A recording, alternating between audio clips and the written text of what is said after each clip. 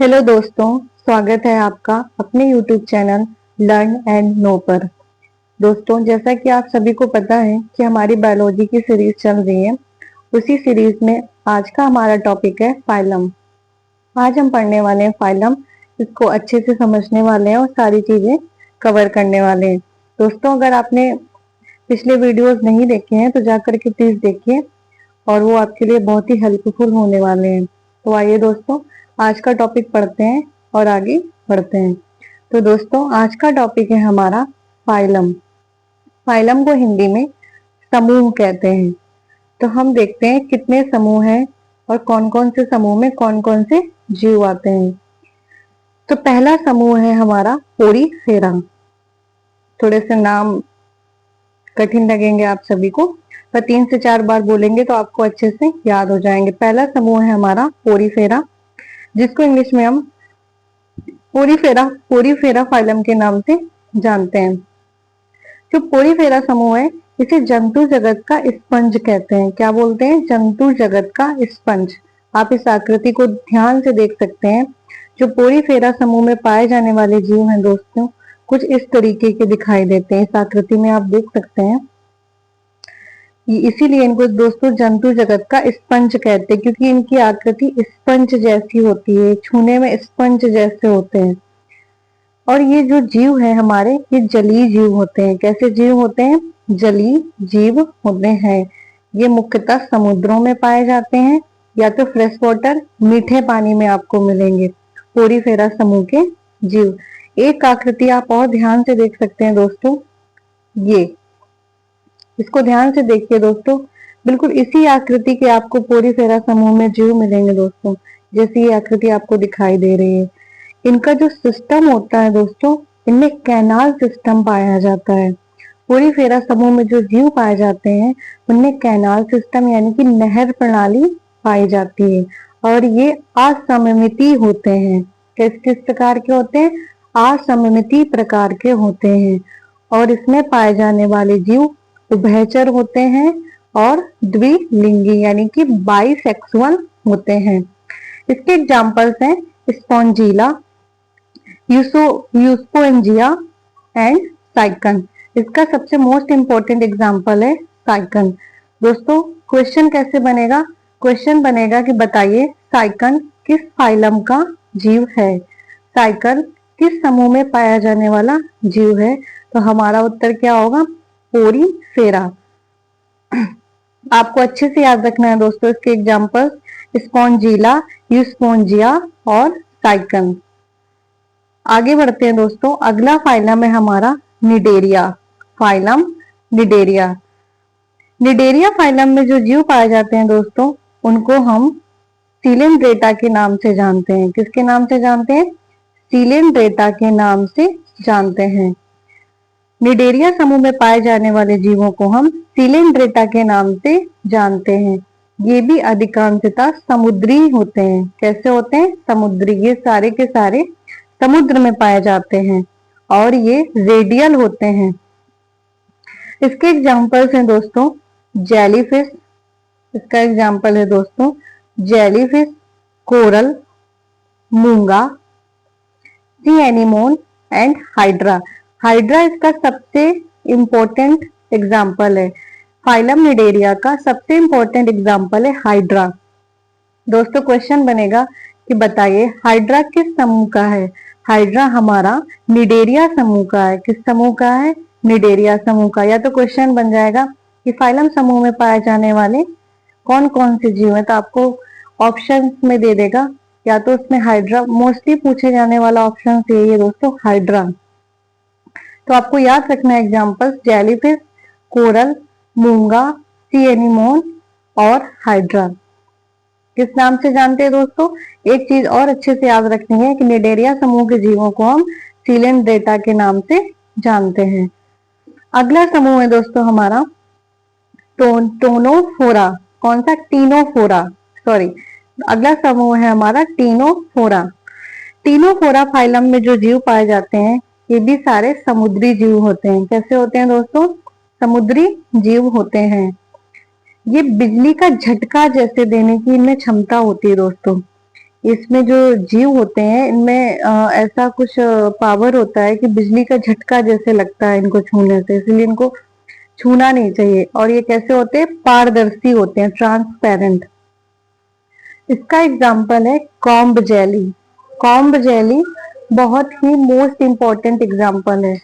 आपको याद रखना है कि तीनों फोरा समूह का सबसे महत्वपूर्ण एग्जाम्पल कौन सा है? Comb jelly. कॉम्ब जेली हमारा बहुत ही महत्वपूर्ण एग्जाम्पल है। इसको समुद्री अखरोट के नाम से भी जानते हैं। किसके नाम से दोस्तों? समुद्री अखरोट के नाम से। अगला फाइलम है हमारा प्लेटी हेलमेंथीज। क्या नाम है दोस्तों अगले फाइलम का? प्लेटी हेलमेंथीज। इसमें पाए जाने वाले जीव चिपटे क्रम के होते हैं। कैसे होते हैं? फ्लैटवर्म। चिपटे क्रम के होते हैं। ये जो जीव होते हैं, इसमें जो जीव पाए जाते हैं प्लेटी हेलमेंथीज फाइलम में, ये रोग फैलाने वाले जीव होते हैं। कैसे होते हैं? रोग फैलाने वाले जीव होते हैं। इसके एग्जाम्पल्स हैं दोस्तों टेपवर्म, लीवर फ्लू और प्लेनेरिया। कौन कौन से? Tapeworm, liver fluke, planaria. अगला फाइलम है हमारा एस्केलमेंथीज। कौन सा? एस्केलमेंजीथ। अगला फाइलम का नाम है दोस्तों एस्केलमेंजीथ। इसमें पाए जाने वाले जो जीव होते हैं वो गोलाकार कृमि के होते हैं। कैसे होते हैं? गोलाकार कृमि के। और ये भी अंतः परजीवी होते हैं दोस्तों, ये भी रोग फैलाने वाले जीव होते हैं। इसका एग्जाम्पल है स्कैरिस। स्कैरिस को हम राउंड वॉर्म के नाम से भी जानते हैं। कभी कभी आपने सुना होगा किसी की मम्मी को बोलते हुए कि मेरा बच्चा खाता पीता बहुत है पर उसके लगता नहीं है, उसका हेल्थ नहीं बनती है। तो इसीलिए नहीं बनती दोस्तों क्योंकि वो ये जो राउंड वॉर्म है वो हमारे पेट में पाया जाता है। ये छोटा सा होता है और खा पी करके ऐसे मैगी के नूडल्स जैसा हो जाता है। तो सारा खाना तो हमारा यही खा रहा होता है। तो इसीलिए जो राउंड वॉर्म है हमारा, ये रोग फैलाने वाला जीव है। नेक्स्ट एग्जाम्पल है हमारा वाउचेरिया। वाउचेरिया। फिर उसके आगे हमारा एग्जाम्पल है फाइलेरिया कृमि, फाइलेरिया वॉर्म। और अगला एग्जाम्पल है हमारा एनसाइक्लोस्टोमा। एनसाइक्लोस्टोमा को हम हुक वॉर्म के नाम से भी जानते हैं। एक बार फिर से इसके एग्जाम्पल देखते हैं। एस्केलमेंजीथ फाइलम के पहला example ascaris, wuchereria, filaria worm और एनसाइक्लोस्टोमा। अगला फाइलम हम देखते हैं एनेलिडा फाइलम। एनेलिडा फाइलम में पाए जाने वाले जीव उपखंड युक्त होते हैं। कैसे होते हैं दोस्तों? उपखंड युक्त होते हैं। इसमें पाए जाने वाले जीवों के उदाहरण है केचुआ, जोक, नरीस। कौन कौन से? केचुआ, जोक, नरीस। आप केचुए की आकृति देख सकते हैं दोस्तों। केचुआ हमारा बाइसेक्सुअल जीव है। कैसा जीव है? बाइसेक्सुअल जीव। एक तरफ नर होता है, एक तरफ मादा होता है। और आप इसकी आकृति देख सकते हैं दोस्तों, खंड बाई खंड ऐसे बने हुए हैं। तो इसमें एनेलिडा, क्योंकि एनेलिडा समूह के जीव कैसे होते हैं? उपखंड युक्त। तो केचुआ भी हमारा किसमें आता है? एनेलिडा फाइलम में। दोस्तों क्वेश्चन बनता है यहाँ से कि जो एनेलिडा समूह के जीव होते हैं इनका जो उत्सर्जन कार्य है वो कहाँ से करते हैं? तो नेफ्रीडिया पाया जाता है दोस्तों इनमें। जो एनेलिडा समूह के जीव हैं वो नेफ्रीडिया के माध्यम से अपने उत्सर्जन का कार्य करते हैं। ये बहुत ही इंपॉर्टेंट क्वेश्चन बनता है यहाँ से कि एनेलिडा समूह में पाए जाने वाले जीव अपने उत्सर्जन का कार्य कहाँ से करते हैं? नेफ्रीडिया। कहाँ से करते हैं दोस्तों? नेफ्रीडिया से। आगे बढ़ते हैं, अगला फाइलम देखते हैं आर्थ्रोपोडा। आर्थ्रोपोडा जंतु जगत का सबसे बड़ा समूह है। कैसा समूह है? जंतु जगत का सबसे बड़ा समूह है। यानी कि 2/3 प्रजाति हमारी आर्थ्रोपोडा समूह में आती है। इस समूह में पाए जाने वाले जीवों के जो पैर है वो जुड़े हुए होते हैं। इस समूह में जो जीव पाए जाते हैं उनके पैर जुड़े हुए होते हैं और काइटिन मुक्त बाह्य कंकाल होता है। कैसा कंकाल होता है? काइटिन मुक्त बाह्य कंकाल होता है। और इनमें जो श्वसन अंग होता है दोस्तों वो ट्रैकिया होता है। आर्थ्रोपोडा समूह में पाए जाने वाले जीव अपने श्वसन अंग, उनमें कौन सा श्वसन अंग होता है? ट्रैकिया। क्वेश्चन यहाँ से बनता है दोस्तों कि आर्थ्रोपोडा समूह में जो जीव पाए जाते हैं उनका श्वसन अंग कौन सा है? ट्रैकिया। वो ट्रैकिया के माध्यम से श्वसन कार्य करते हैं। इनमें खुला परिसंचरण तंत्र पाया जाता है। कैसा पाया जाता है? खुला परिसंचरण तंत्र पाया जाता है। एक फैक्ट याद रखेंगे दोस्तों, जो तिलचट्टा जिसको इंग्लिश में कॉकरोच कहते हैं, इसमें 13 कक्षीय हृदय पाया जाता है। क्या? कैसे? तिलचट्टे में 13 कक्षीय हृदय पाया जाता है। और इसका उत्सर्जी अंग क्या है? मॉलफिगियन ट्यूबकल्स। क्वेश्चन बनता है दोस्तों कि जो तिलचट्टा है उसका उत्सर्जी अंग क्या है? मॉलफिगियन ट्यूबकल्स। बहुत ही इंपॉर्टेंट है दोस्तों, इसको जरूर नोट करिएगा आप लोग कि तिलचट्टा का उत्सर्जी अंग कौन सा है? मॉलफिगियन ट्यूबकल्स।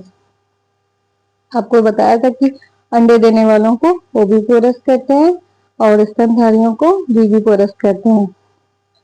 थोड़ा सा यहाँ पे एग्जांपल्स देखते हैं इसके। मधुमक्खी, बोम्बैक्स यानी कि रेशम का कीड़ा, लेसिफर लाख का कीड़ा, ये सभी दोस्तों आर्थिक रूप से भी महत्वपूर्ण है। मधुमक्खी, लोग मधुमक्खी पालन करते हैं, रेशम का कीड़ा जो रेशम देता है, और लाख का कीड़ा। ये इसके एग्जाम्पल हैं। किसके दोस्तों? आर्थ्रोपोडा समूह के। हम अब इसके वाहक देखते हैं। इसके वाहक कौन कौन से हैं?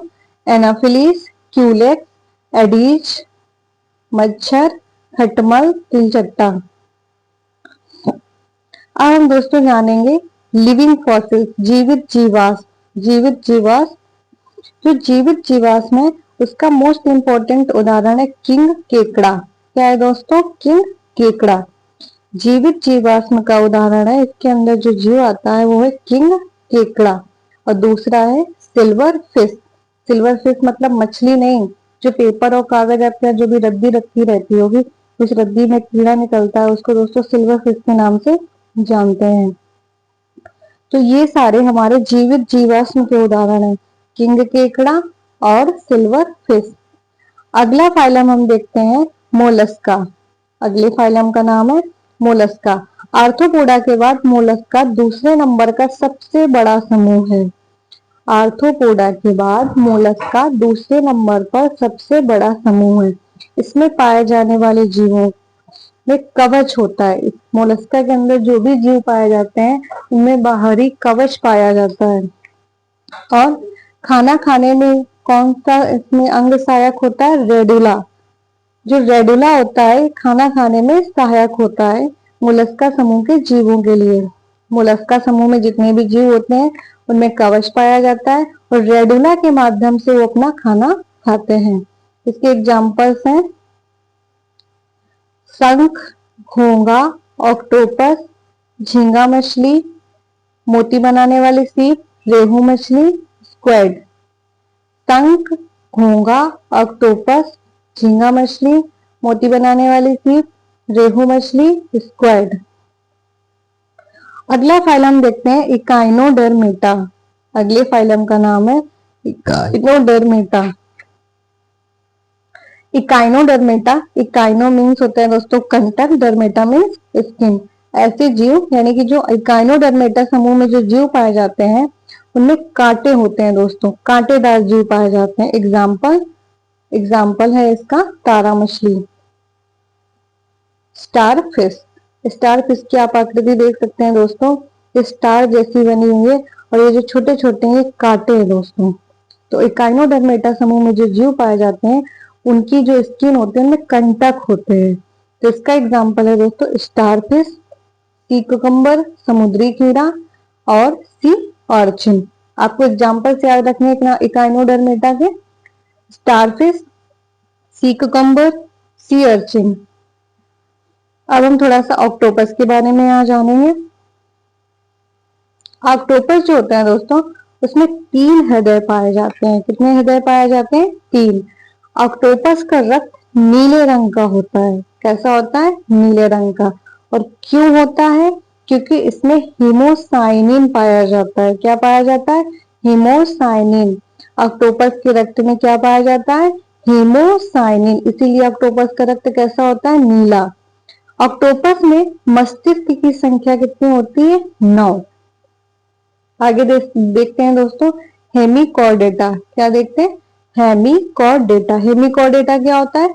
कॉर्डेटा एंड नॉन कॉर्डेटा के बीच के जंतुओं को क्या कहते हैं? हेमिकॉर्डेटा, जो कि ना तो कॉर्डेटा में आता है ना ही नॉन कॉर्डेटा में आता है। तो इनके जो बीच का जंतु होता है उसे हम क्या बोलते हैं? हेमिकॉर्डेटा। इसका एग्जाम्पल है दोस्तों बलेनो ग्लोसिस। क्या एग्जाम्पल? बलेनो ग्लोसिस। बहुत ही इंपॉर्टेंट एग्जाम्पल है इसका दोस्तों। इसको याद रखना है आपको, अच्छे से नोट कर लेना है कि हेमिकॉर्डेटा का एग्जाम्पल क्या है? बलेनो ग्लोसिस। तो दोस्तों आज के लिए इतना ही। अगर आपको हमारा वीडियो पसंद आए तो लाइक करें और हमारे चैनल को सब्सक्राइब करें। और ये बायोलॉजी की सीरीज यूं ही चलती रहेगी और आप हमसे जुड़े रहिए और अपनी तैयारी को मजबूती प्रदान कीजिए। आज के लिए इतना ही दोस्तों, धन्यवाद।